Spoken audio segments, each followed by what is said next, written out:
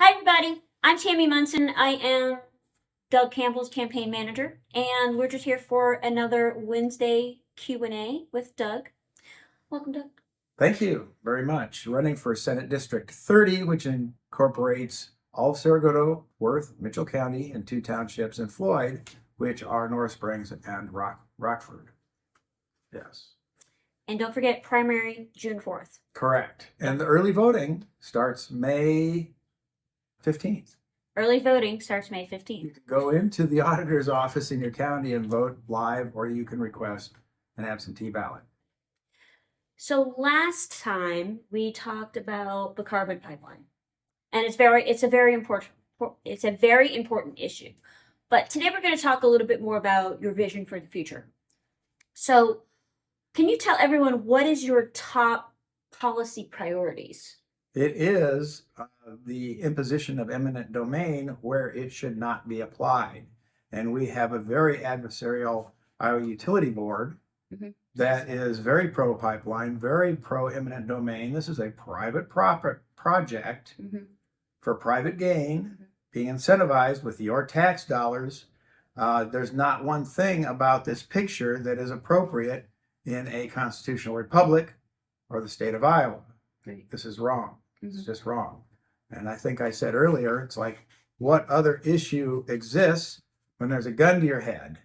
Does that shopping list in your pocket mean anything to you? Exactly. This is the issue about retaining a constitutional republic. And if we don't do this, we have lost almost all of the power, taxable authority, and the right to possess private property. Right. So it is that big of an issue. Don't diminish this issue. It's huge. Absolutely. So, talking about that, I recently heard a speech at the Cerro Gordo County Convention. Someone was speaking on behalf of Waylon Brennan. And in their speech, they said that how his stance on the carbon pipeline is only one issue. What do you say about that? I think we just covered that. Yeah. They're trying to minimize this. These are the people that everything to them is power and money. And they will do anything they can to get more power and more money. Yeah. Waylon Brown himself has received exceedingly large donations from corporations and companies that are involved in this project. He is chair of the Commerce Committee. Right. And he said that he's not going to bring any eminent domain legislation before this session this year. So he's a real bottleneck, you know, to the process. Yeah. So that's one of the primary reasons. I mean, I would run for office because our constitutional rights are being trampled all over. Right. Exactly. By all kinds of people. That's exactly what they want, but we won't get into that. Exactly. So switching gears just a bit, let's talk about your policy priorities. What are your top policy priorities? Well, I say I'm an original constitutionalist. That's my foundation. And past the foundation of being an original constitutionalist, I am a Republican, and we have a platform. And what's egregious to me is when you vote in a Republican who doesn't read, understand, or care to know what the platform is or to follow it. Right. And when you read that platform, it is a very good platform. Right. Basically, it's all the policies that the Republican Party of Iowa wants and that the Republican Party of the United States wants. It's a very good document. The people craft that document. It's their will and testament to their representatives. As it should be. Yes, it is. And so, very important. My wife and I have been in politics since 1988 when Reagan came in. We've been very involved. And that's since then. Right. That's been one of the egregious dimensions of a representative. You vote them in and then they don't follow the policy. Right. Or the platform, I should say. Exactly. Another question that has been proposed by some people within social media is, how do you plan to address the issue of government corruption and ensure transparency in the office? You know, the only thing that you can do is to have integrity, personal integrity.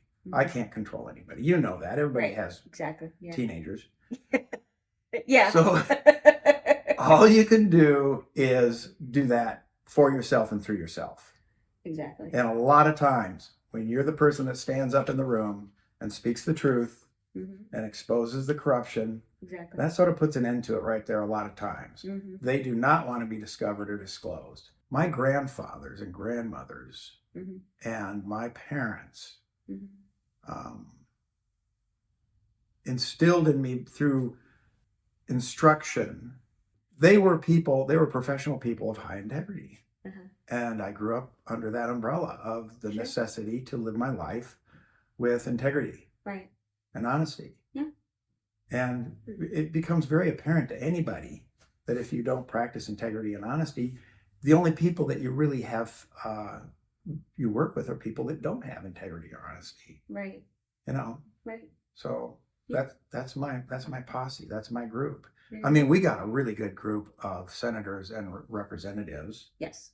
That I know and I talk to, and they talk to me, and they ask me to do some professional testimony in subcommittees when it touches on my profession, and that's been very enjoyable.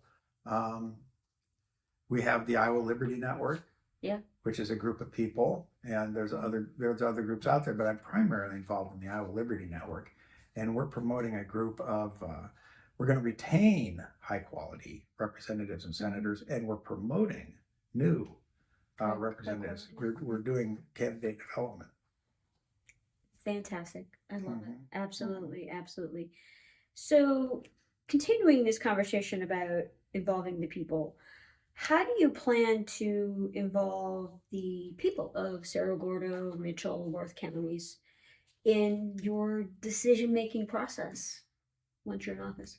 Well, like I said, if you find somebody who has an area of expertise, you tap into that resource. Right. And they're usually more than willing to tell you about being a doctor, being a chiropractor, being a pharmacist, being an engineer or a mother. You know, stay-home moms, homeschooling, you know, the school, you can touch, they're available. You just have to develop those resources and be present. Somebody asked me about that. How do you get involved? Well, you just be present. You know, there's a meeting. If there's a supervisor's meeting, if there's a sub-county meeting, you're there. Get involved. Get involved and be there and talk to them. With your community. Yes. With your community leaders. Yes. Absolutely. So switching gears just a little bit, I wanted to talk about border security. Now, I know it's really a big issue down in Texas, of course, because they have a lot of skin in the game there. But it also affects Iowa that people might not realize. Can you talk about that a little bit? Yes. A lot of people come through Iowa, live in Iowa, stay in Iowa. There are sanctuary cities in Iowa, and that is unconstitutional. I do not dislike anybody. Right. But we are a sovereign nation. We're a sovereign state. We have laws, rules, and regulations for the common good, and we like to know who's coming. You just don't let anybody in your front door. Exactly. That is the best way I've heard it put. Absolutely. So that I'm not misinterpreted or misquoted, I will read some line items here that have to do with the United States, our involvement in international policy, and also the way that our state segues into those situations. And of particular note, the United Nations is helping finance the illegal invasion on our southern border. UNESCO's comprehensive sex education pushes sexual explicit concepts and transgenderism to young children without the involvement of parents.